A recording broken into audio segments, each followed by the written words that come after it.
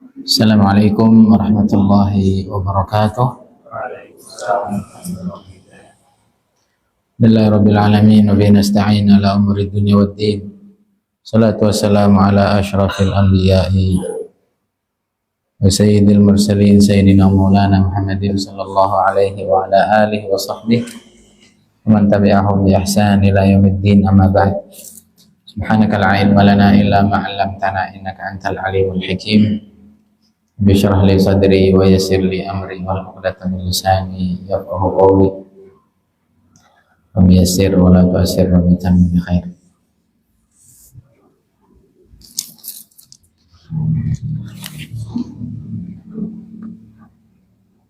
Allahumma kun lana wa la takun alaina. Allahumma anta sahib fis safar wal khalifatu fil ahl wal mal. Allahumma alhimna marashid umurina, a'idna min syururi anfusina min sayyiati a'malina. Al-Fatihah. A'udzu billahi minasyaitonir rajim. Ar-Rahmanir Rahim. Maliki yaumiddin. Ihdinas siratal mustaqim. Shiratal ladzina an'amta 'alaihim. Bismillahirrahmanirrahim. Yaqulul mu'allif rahimahullahu ta'ala wa 'ada 'alaina min barakatihi wa fuyudatihi nafahatihi ila an qala وَلِذَاكَ آيَةٌ تَكُونُ كَثِيرَةٌ أَلَّا يُخَالِفَ قَوْلُهُ مَا يَفْعَلَ وَيَكُونُ بِالْمَأْمُورِ أَوَّلَ عَامِلٍ وَعَنِ الَّذِي يَنْهَى تَجَنَّبَ أَوَّلَ. Semoga keterangannya nggak panjang-panjang, ini nggak hatam-hatam nanti.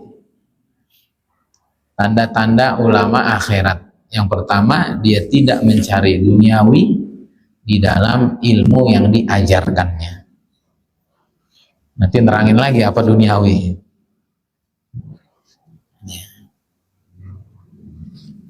Ya, intinya begitulah. Ya kan kemarin udah ya.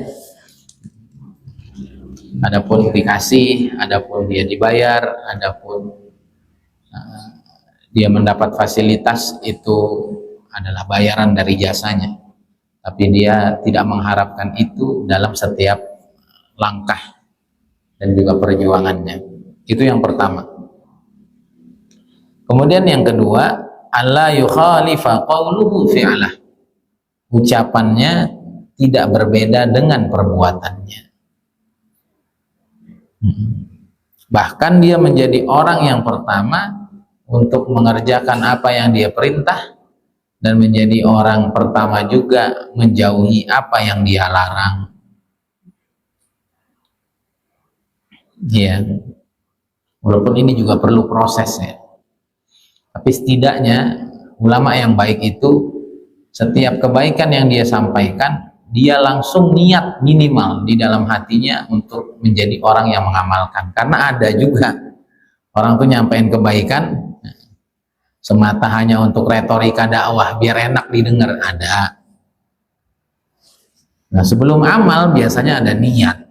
Kalau orang tuh niat, ilmu yang dipelajari seluruhnya dia amalkan, insya Allah cepat atau lambat dia akan amal.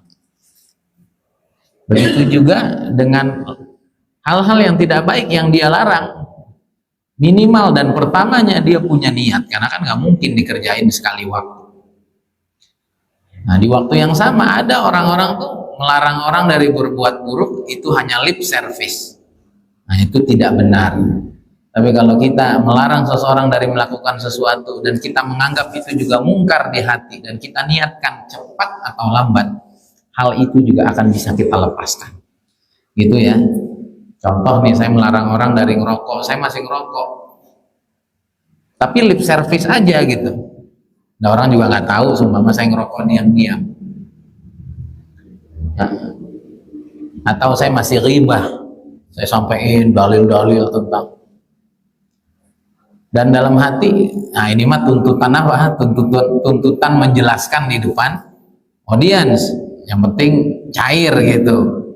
Tapi dalam hatinya, namanya juga orang sekarang, orang gosip di TV aja, maklum aja, gosip di TV juga dibayar kan gitu. Nah, itu mah ilmu orang dulu, sekarang mah ya nggak terlalu masalah lah. Nah, kalau di dalam hatinya begitu, ini ciri ulama tidak baik.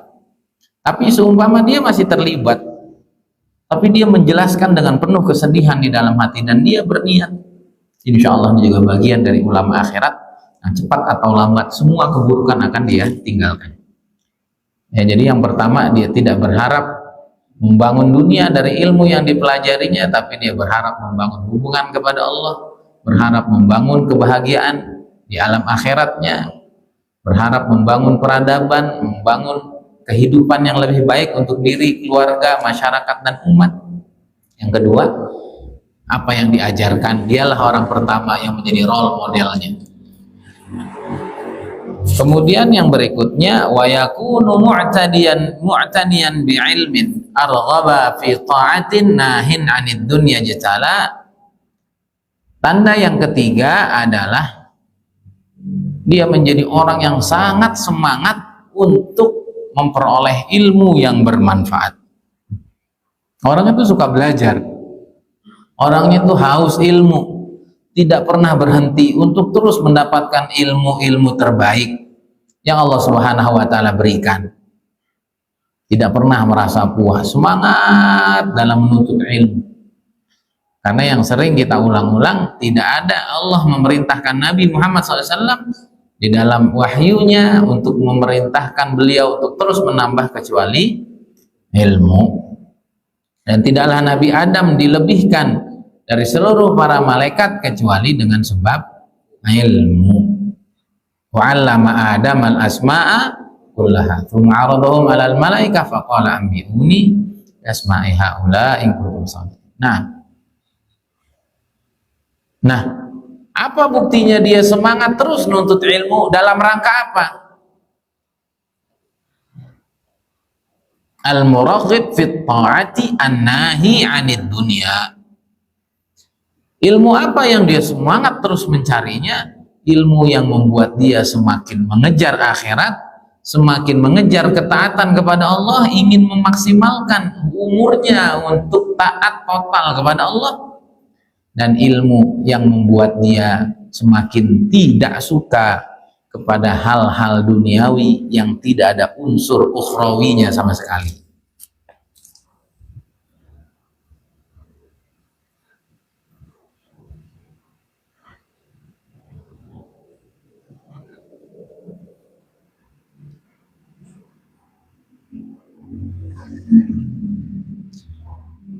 Mutawaqqiyan ilman yakunu mukatsiran qilan wa qalan wal jidala musawwila.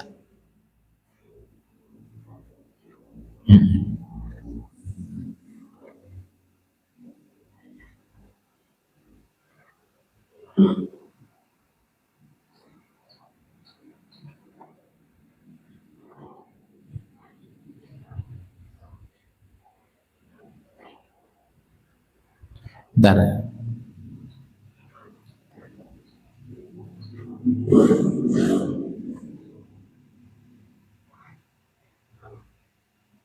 Kemudian ulama akhirat juga dia akan selalu menjaga ilmunya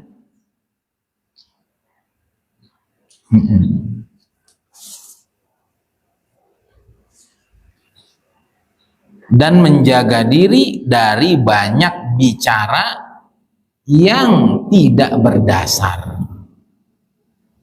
wal jidala, dan banyak berdebat. Jadi ulama akhirat itu orang yang menjaga dirinya dari segala hal yang tidak pantas berdasarkan ilmunya, termasuk perkara yang tidak selayaknya dilakukan oleh seorang alim ukhrawi, alim rabbani, adalah bicara yang tidak ada dalil. Katanya gini, katanya gitu. Ada berita belum pasti di-share, ada berita belum pasti diceritakan ke sana kemari. Atau dia nih menjadi orang yang suka berdebat.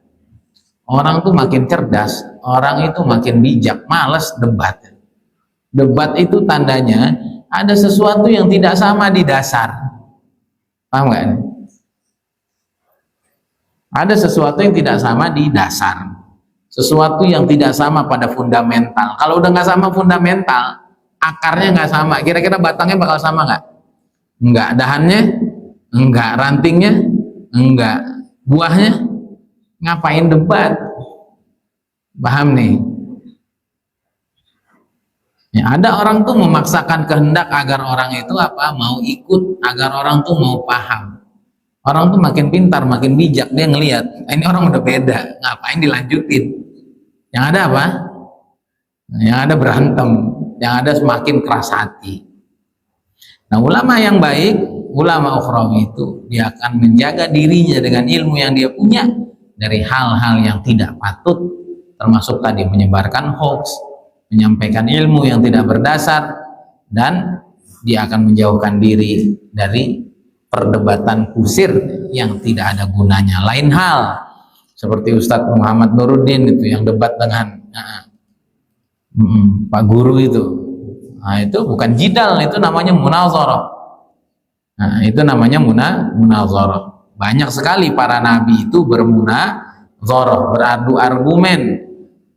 Nabi Musa dengan Fir'aun, Nabi Ibrahim dengan Namrud, sebagai bentuk mematahkan logika mereka di depan publik, agar publik tahu bahwa para anbiya itu dalam kebenaran dan musuh-musuhnya ada di dalam kerapuhan argumentasi yang tidak bisa dipertanggungjawabkan. Itu munazarah.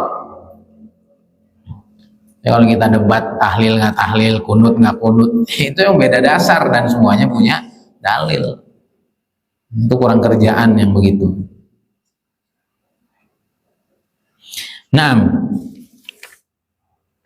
selanjutnya wa yakunu mujtaniban taraffuha mat'amin wa bimaskanin wa asathin dzaka tajammula wa tana'uman wa tazayyunan bilibasihi wa ilal qana'ati wat taqalluli ma ila. Tanda ulama akhirat yang keempat adalah dia menjauhkan diri dari bermewah-mewahan dan bermegah-megahan di dalam makanan, di dalam tempat tinggal, di dalam apa kalau perkakas rumah tangga.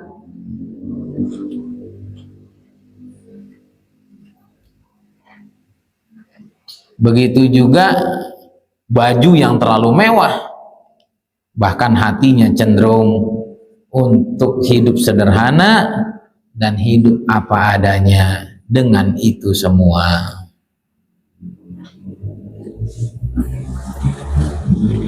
Nah, terus pertanyaannya gimana kalau ada ulama mewah? Nah, kita tuh ilmu itu bukan buat nilai orang, ilmu itu buat diri kita sendiri. Tugas kita sama ulama yang mewah, oh berarti ini apa? Ngikutin Nabi Sulaiman gitu aja. Gampang, hidup tuh yang bersih-bersih aja lah, pikiran tuh yang baik-baik aja, ngapain sih yang buruk-buruk? Kalau memang mereka buruk, itu urusan mereka sama Allah. Kalau ternyata mereka baik, ya kita kan cari masalah namanya. Karena memang di zaman Nabi juga ada orang yang sukanya mewah. Ketika Nabi SAW menjelaskan tentang sombong, maka ada sahabat yang angkat tangan, ya Rasulullah, sesungguhnya saya suka pakaian yang bagus, kendaraan yang bagus, rumah yang bagus. Apakah saya semuanya pengen yang bagus? Pengen yang branded? Itu bentuk kesombongan. Saya nggak mau yang level-level rendah gitu. Kata Nabi SAW, al-kibru batarul haqqi wa ghamtun nasi. Sombong adalah apa? Menolak kebenaran dan meremehkan orang lain. Ya kamu pakai yang bagus itu ngeremehin orang apa enggak? Apaan tuh orang bajunya begitu-begitu, nih loh saya, itu sombong. Atau ketika orang nasihatin kamu, Pak jangan terlalu mewah Pak, dan kamu memang bermewah-mewahan itu tidak ada niat lain, tidak ada niat amal soleh, tidak ada niat untuk menunjukkan kemuliaan di hadapan non-muslim, di hadapan musuh-musuh Allah, tidak ada niat dakwah dan lain sebagainya. Niatnya memang pengen bermewah-mewahan, kemudian dinasehati oleh seseorang lalu kamu tolak, nah itu sombong. Gitu. Jadi Nabi SAW selalu menjawab dengan pertanyaan, dengan jawaban yang fundamental, argumentatif. Nah, begitu ya. Ada gampangnya, pokoknya kita nih hidup untuk diri kita, nggak usah nilai orang lain, apalagi sama ulama. Itu kita husnuzon. Nah kalau kita nih nggak husnuzon sama ulama, terus siapa yang mau husnuzon sama ulama? Gitu ya. Karena guru-guru saya juga orang-orang kaya. Bahkan tadi saya juga dalam sholat, habis sholat saya doa sama Allah, ya Allah kasih rezeki yang mapan. Karena tadi saya dari habis asar jam 4:30 gitu ya, nonton itu tuh Dharma Pongrekun, cerita tentang konspirasi global, ngeri banget dunia sekarang itu.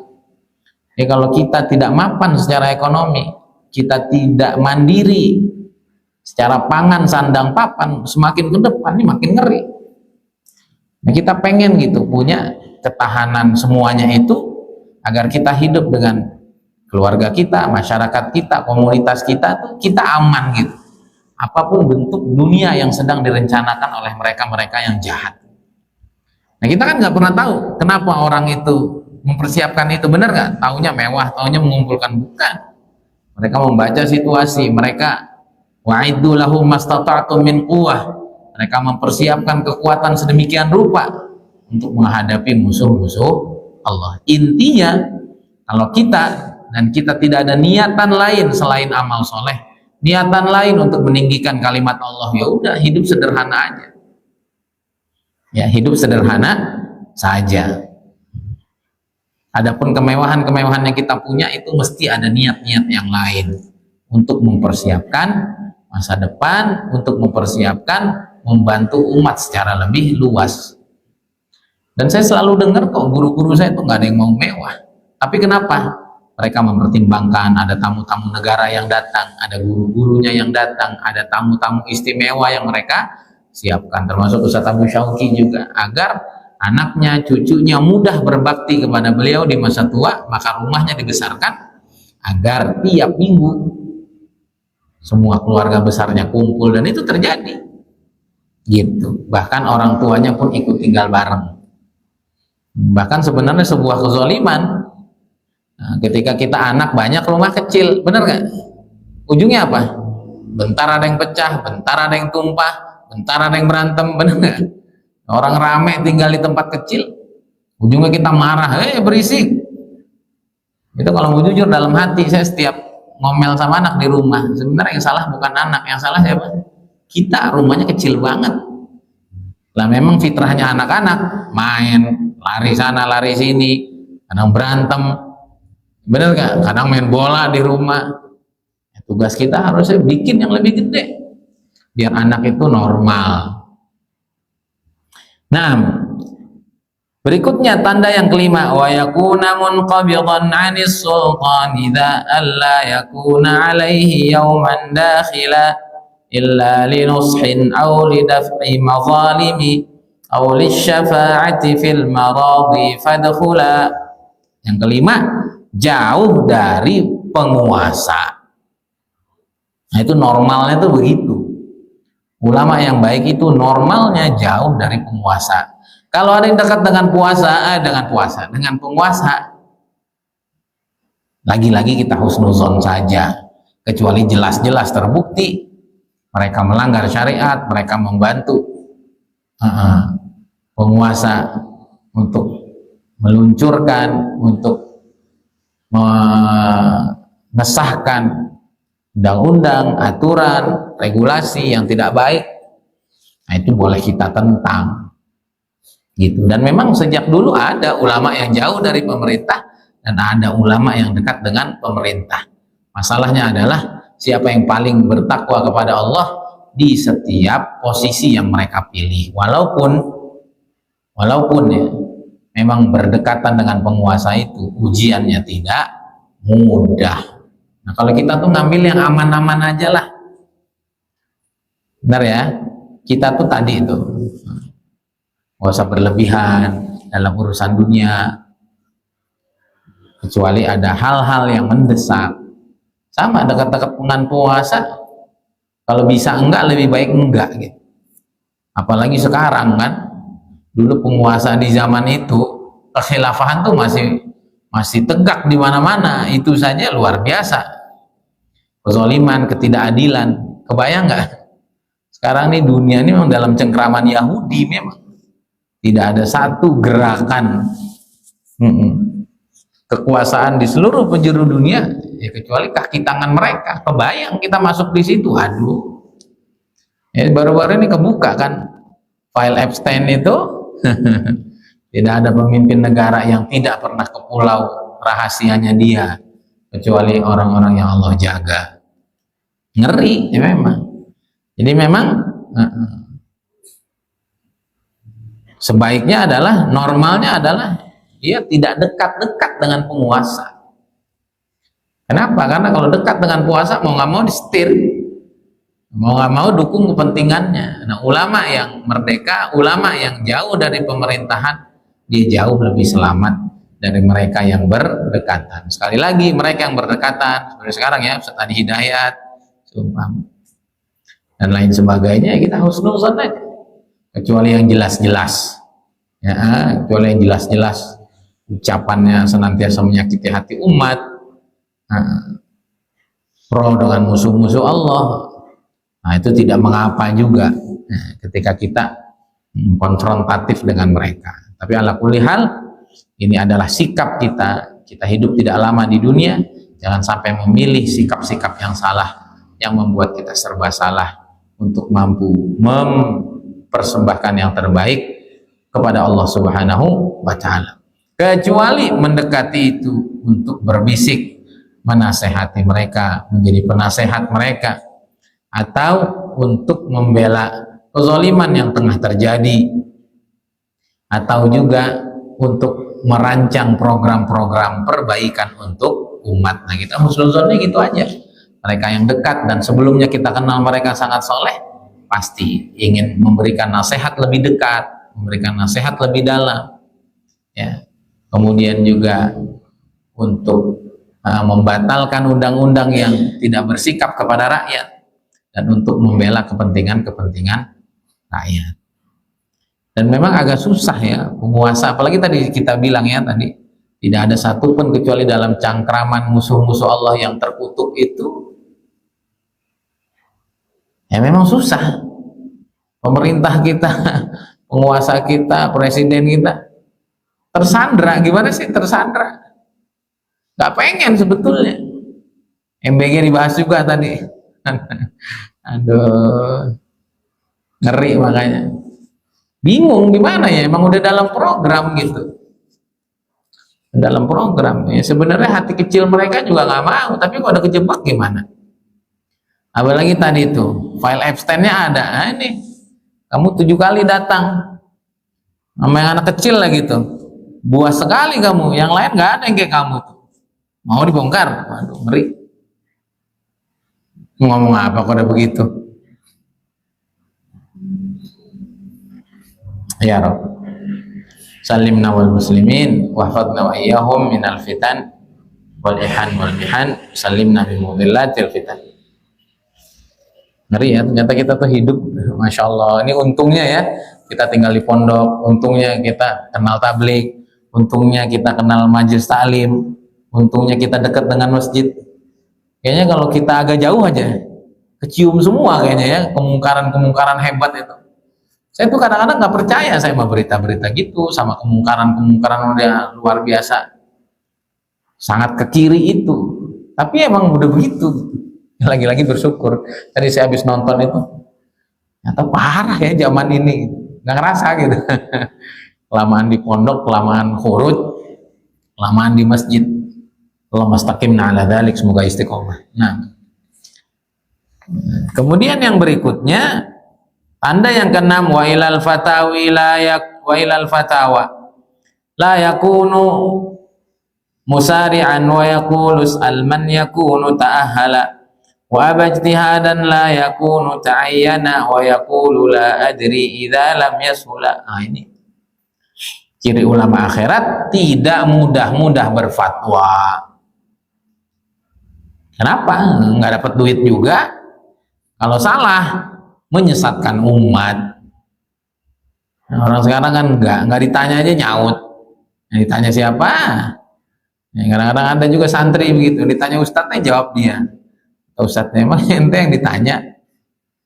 Nah, ulama dulu, para salaf, saya baca kitab Jami' Bayanil Ilmi wa Fadli, Jami' Bayani Ahlil Ilmi wa Fadli, itu kalau sahabat itu ditanya, satu orang ditanya, kembali ke orang pertama sampai 7 orang gak ada yang menjawab.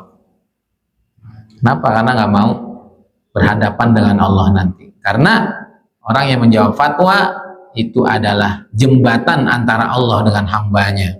Nabi SAW bersabda, ajra'ukum alal futya, ajra'ukum alan nar. Yang paling berani berfatwa adalah dia yang paling berani untuk masuk ke dalam neraka. Sekarang yang nggak pernah mondok juga berfatwa nggak di medsos? Berfatwa. Yang ini nyela Habib Umar, yang ini nyerah Ustadz Somad, Ustadz dihakimi sama tukang silat. Ngeri, zaman itu ngeri. Kalau kita nggak kembali ke generasi dulu, kita nggak kembali ke orang-orang bersih itu, hancur kita. Nah, pentingnya kita dekat dengan ulama, sayang sama ulama, husnuzon sama ulama, belajar kepada para ulama, belajar kepada orang-orang yang sambung sanadnya agar kita tuh jadi manusia normal. Di era orang normal dianggap nggak waras. Bahkan dia bilang tanya sama yang lain aja, yang lebih ahli tuh jangan ke saya. Kita kan enggak. Dia ngomong apa? Wah, nggak bener tuh nih, dia yang ngerasa bener sendiri. Dan dia nggak mau berijtihad selama memang bukan dia satu-satunya orang yang tahu. Kalau masih banyak yang tahu, sama yang lain aja. Nggak dapat duit juga, nggak dapat popularitas juga, nggak dapat apa-apa. Yang ada adalah itu kehati-hatian orang dulu. Dan dia akan bilang, saya nggak tahu. Kalau memang dia tidak menguasai. Wah, orang sekarang ditanya apa aja tahu. Itu yang keenam, kehati-hatian dalam berfatwa.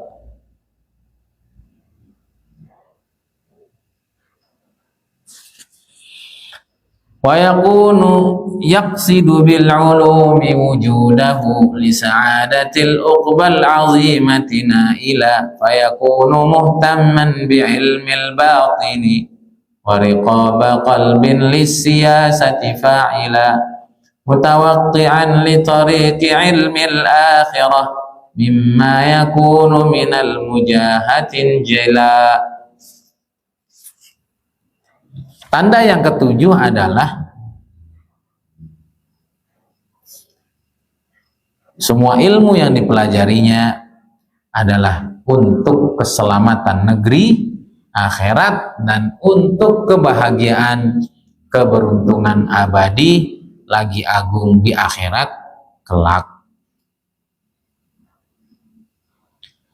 Dan ilmunya yang dia pentingkan adalah ilmu batin, ilmu tentang ruh, ilmu tentang hati, ilmu tentang membersihkan diri.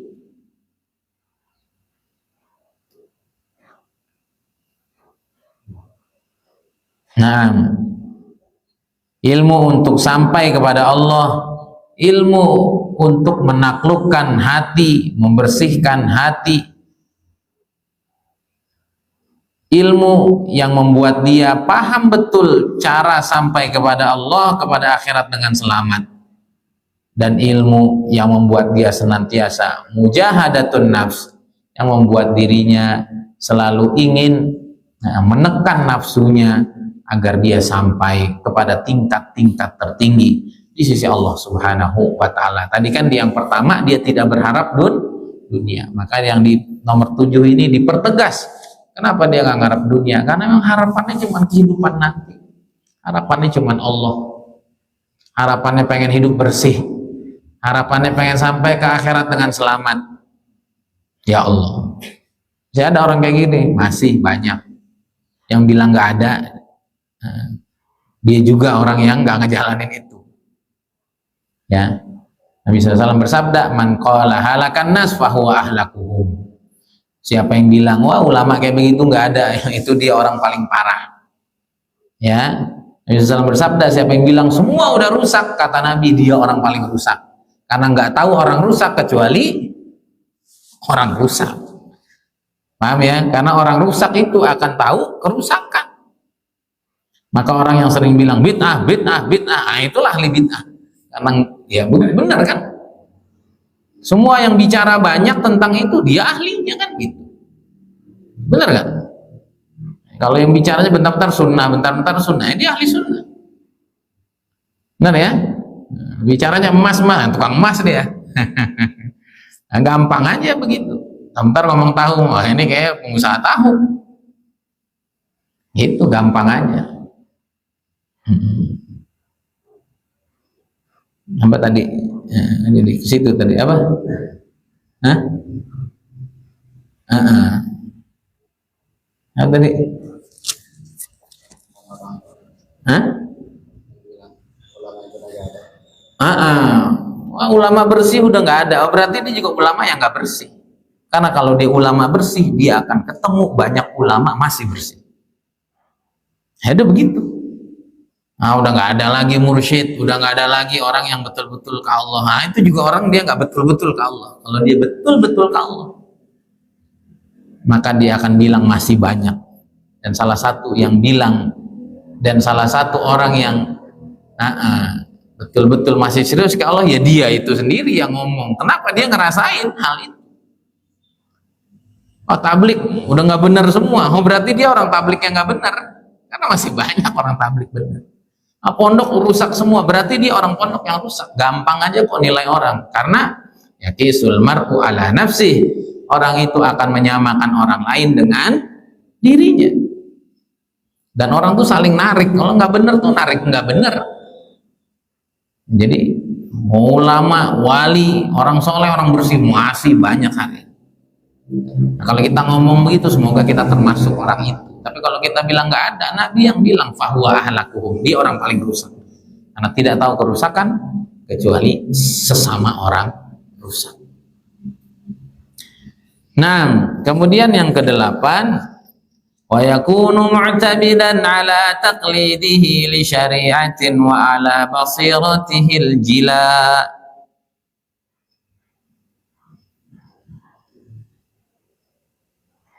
Nah, tanda ulama akhirat yang kedelapan adalah dia betul-betul paham ilmu syariat dan betul-betul mempraktekannya di dalam ucapannya, perbuatannya, ngerti ilmunya dan dia pegang teguh betul, dan dia dengan bukti-bukti yang sangat jelas dari apa yang dia pelajari. Maka nggak bisa kita nih amal agama sempurna kecuali ilmu kita matang. Kalau nggak matang, deket-deketlah dengan orang-orang matang. Gitu ya. Jadi dia paham betul syariat, dia paham betul thariqah, dia paham betul haqiqah, dan dia terang benderang tentang itu, nggak geser sama sekali, yakin, mantep. Bahkan asrarnya, hikmahnya, filosofinya dia paham betul, sehingga nggak geser sama sekali. Kemantapan hatinya dengan agama. Nah, itu 8 tanda apa? 8 tanda ulama akhirat. Kita ulangi ya. Yang pertama, tidak mengharapkan dunia dari ilmu yang dipelajari dan diajarkannya. Kemudian yang kedua, antara ucapan dan perbuatannya sama. Kemudian yang ketiga, semangat menuntut ilmu yang membuat dia semakin dekat ke Allah, membangun akhiratnya, dan ilmunya menjaga dirinya dari hal-hal yang tidak seharusnya dia lakukan. Kemudian yang keempat adalah hidup sederhana demi perjuangan akhirat. Kalaulah dia harus memilih sebaliknya, itu pun karena Allah dan amal soleh yang diperjuangkan, bukan ingin bermewah-mewahan. Mengapa? Karena Nabi juga sederhana, karena para ulama dulu mencontohkan demikian. Kemudian yang kelima, tidak dekat-dekat dengan penguasa kecuali untuk tujuan-tujuan yang dibenarkan, memberi nasihat, membela rakyat, menggolkan regulasi-regulasi yang memihak kepada rakyat. Kemudian yang keenam adalah tidak suka berfatwa, tidak tergesa-gesa untuk berfatwa selama masih ada orang yang lebih ahli, karena dia tidak mau mengambil resiko salah dalam menunjukkan seseorang kepada Tuhannya kecuali dia satu-satunya orang. Kemudian yang ketujuh adalah yang dia cari adalah bagaimana semakin dekat kepada Allah, untung di akhirat, hatinya ingin terus dibersihkan, jiwanya ingin selalu ditingkatkan, dirinya ingin selalu mujahadah nafsu, dirinya ingin betul-betul tahu jalan akhirat untuk sampai kepada Allah dengan selamat. Kemudian yang terakhir adalah semua itu didasarkan dengan ilmu yang sangat kokoh, matang, jelas, tegas, sehingga tidak ada yang bisa membelokkannya dari syariat karena kematangannya dan kekokohannya dalam setiap langkah ucapan yang dia lakukan. Allahumma ja'alna minhum wa la taj'alna ghairahum. Allah jadikan kita ulama-ulama akhirat, orang-orang ngerti agama yang akan sukses dunia akhirat, bukan sebaliknya. Bi barakati hadzal muallif wa bi barakati hadzal kitab, barakati masyayikhina. Al-Fatihah. Ar-Rahmanir Rahim. Maliki Shiratal ladzina Subhanakallahumma wa bihamdika asyhadu an la ilaha illa anta astaghfiruka wa atubu ilaik. Assalamualaikum warahmatullahi wabarakatuh.